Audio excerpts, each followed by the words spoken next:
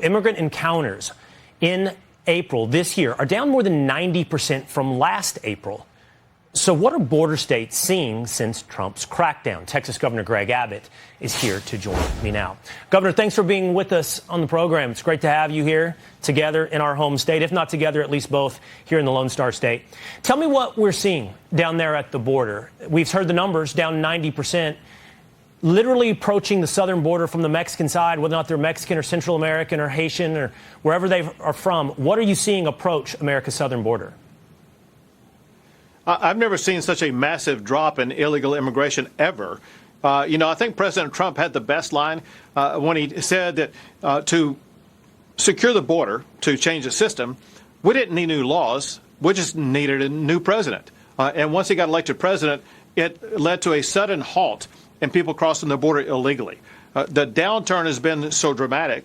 We're just seeing a trickle of people a day. You're showing those films. Those films are under the Biden administration.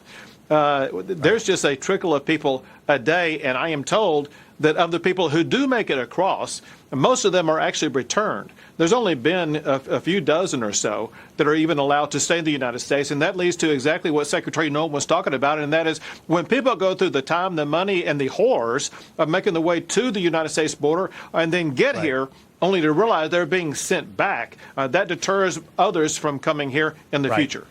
We're seeing the power of deterrence and incentive. Rest assured, Governor, those videos on our screen right now are dated, and the audience well understands what's happened with illegal immigration over the last 3 to 4 months.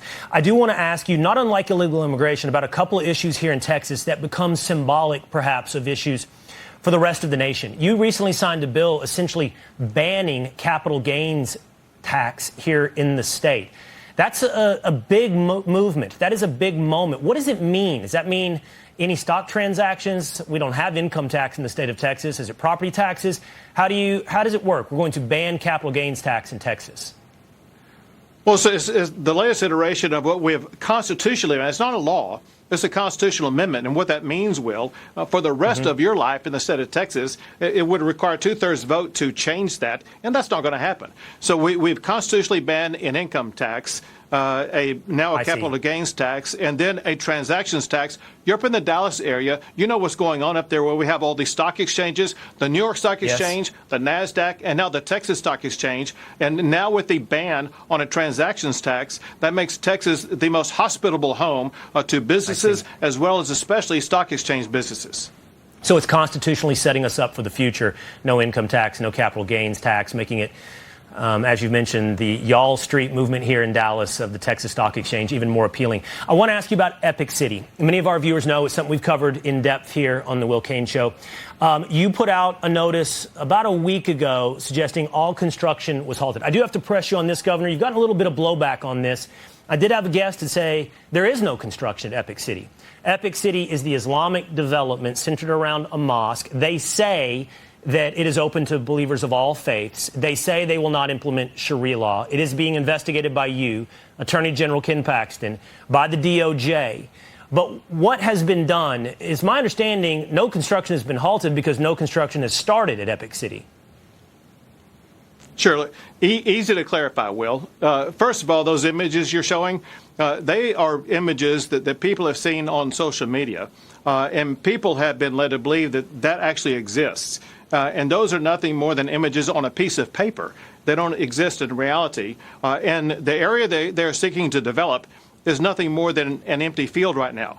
That said, however, Will, as you would know, as any economic developer would know, when you develop a large tract of land, you don't just immediately start turning dirt. You go through the promotion process and then the permitting process, and those are areas where Texas has stepped in to put a stop to this. In the promotion process, what we found are allegations of illegality, and those are being investigated by the Texas Rangers, by other authorities in the state of Texas, so much so, Will, that the original promotion of this project had to be changed, and we believe changed because of illegal conduct in the past.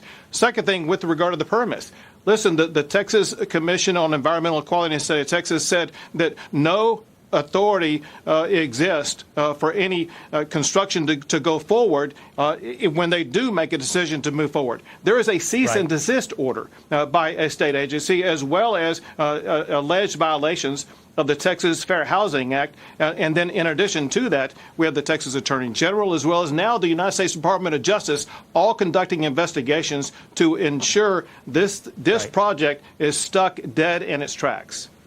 Okay. I would love to have a deeper conversation with you, a longer conversation with you about this in the future. There's other developments that I think are worth discussion. This is happening not just in Texas. It's been highlighted to me as well in Michigan and other places. So I think it's worthy of a deeper discussion. But for the time we have today, I just wanted to ask you one more thing. And I haven't gotten to speak to you since she sort of made news saying this. And I don't mean this gratuitously, but I think I wanted to ask your reaction. Congresswoman Jasmine Crockett from Dallas has on a stage referred to you as Governor Hot Wheels. And I'm just curious, how does that make you feel? Well, to be honest, it makes me feel good about the prospects of Republicans winning elections. Because what you can see by comments like that is Democrats, they have no policy, they have no ideas. They're devoid of all of those, and all they can do is raise controversial claims like this. What that means is they are not delivering anything for their constituents other than hot topics. And what we are going to be able to do as Republicans in the state of Texas, we're going to be able to win elections because the Jasmine Crockett's and the Democrats who are acting like her, they're going to lose voters and they're going to lose elections. And my suspicion is it's not just Texas, but it will be all across the United States. Governor Abbott, thanks so much for being with us here today. My pleasure.